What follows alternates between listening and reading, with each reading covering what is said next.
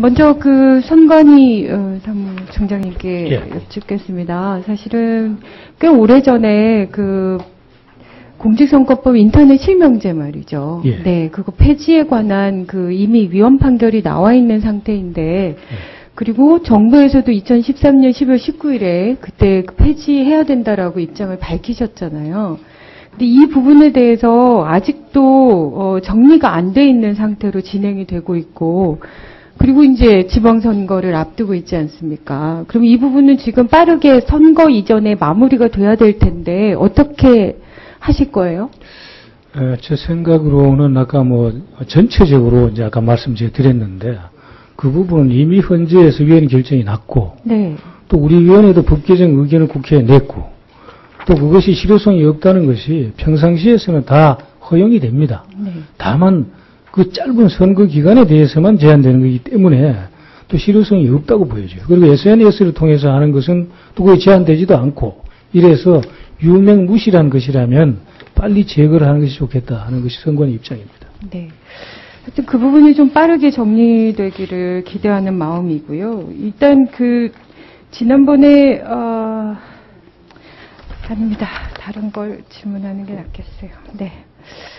그리고 안행부 장관님께 여쭙겠습니다. 사실은 관련 법안 때문에 지속적으로 진실화를 위한 과거사정리 기본법 관련해서요. 예. 그 부분 관련해서 관련자들 어르신들이 나이 드신 분들이 지금 매일 거의 1인 시위를 하고 있었습니다. 알고 계신가요? 예.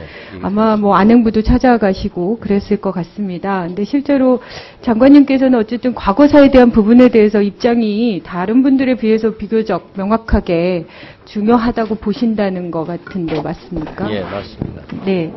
그래서 저는 이 부분을 어쨌든 지속적으로 내지는 과거사에 대한 부분을 연장하는 법안, 연장하는 부분이라든가 예산이 지나치게 많아지니까 손해배상이라는 부분들에 대해서는 조금 더 유보를 한다던가 이렇게 해서라도 빠르게 법안이 좀 통과될 수 있도록 지속적인 노력을 부탁드리고 있는데 실무자분들과 제가 따로 면담을 하고 그 부분들에 대해서 논의를 해봤지만 그게 명확한 입장을 얘기하고 계시지 않아요. 어떤가요?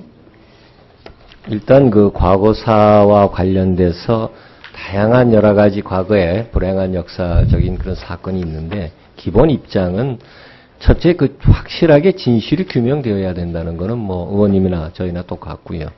진실이 규명되고 거기에 대해서 명예회복 같이 따라가는 건데 다만 명예회복을 또 이제 하게 되면은 그 다음에 이제 보상이나 이런 문제가 또 필연적으로 따를 수밖에 없다는 것 때문에 정부의 입장은 특히 예산을 다루고 있는 기재부 입장은 이 점에 대해서는 대단히 좀 소극적입니다. 그래서 안행부 입장은 저희가 예산을 직접 다루는 거라고 그러면은 의원님 지적한 데 대해서 명확하게 의사표시를 하지만은 요 문제에 관해서는 정부 내에 어떤 그런 데 공감대가 형성이 되기 때문에 이런 과정에서 설명을 하는데 의원님께서 좀 너무 소극적 아니냐라는 그런 느낌을 가지실 수는 있습니다. 그러나 조금 전에 제가 소두에 말씀드린 대로 확실하게 사실 규명이 필요하고 여기에 따른 명예회복 이런 문제에 대해서는 전혀 이견이 없음을 말씀드립니다.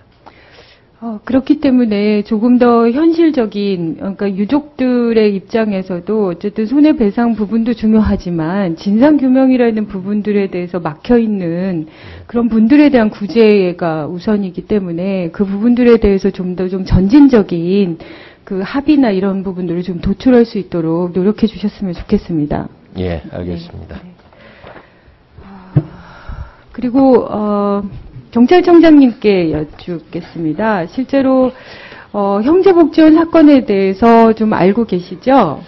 예, 75년도에 불황인 수용 목적으로 설립이 돼가지고 잘못 운영이 된 그런 기관으로 알고 있습니다. 네, 사실은 형제복지원 사건이 벌써 이제 27년이 됐고요. 그래서 다행히 용기 낸 피해자의 어떤 책이 발간되고 또 그것이 중심이 돼서 지금 한 17개월 동안 진행이 돼서 법안도 발의되고 진행이 되고 있는데 이 부분과 관련해서 저희가 지금까지 대책이나 관련자들을 통해서 확인된 내용을 보더라도 사실상 경찰이 이 사건과 무관하지 않아요. 그건 좀 알고 계십니까? 최초의 수용 단계에서. 그렇죠. 수용이라는 부분에 대해서 매우 부당하게 전혀 불황하라고 볼 수 없는 어린 아이들을 그 형제복지원에 인계한 그 책임자, 인수자들이 경찰이 굉장히 많아요. 알고 계셨습니까? 구체적으로 숫자까지는 확인을 못 해봤습니다.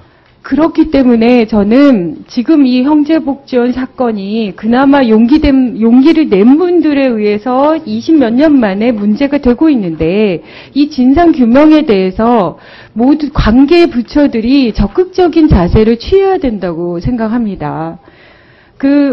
경찰 쪽에서는 일단 이 형제복지원 사건에 대해서 저희가 관련 자료를 부탁할 때마다 너무나 형식적인 답변을 주세요. 뭐라고 얘기하시냐면 자료를 보관하는 연한이 지났다. 그래서 없다. 이렇게 얘기하십니다. 근데 저는 그렇게 얘기하실 문제는 아니라고 생각합니다. 적어도 경찰 쪽에서 관련 자료들에 대한 내부적으로 자체 조사를 좀 진지하게 해주실 필요가 있다라고 생각해요.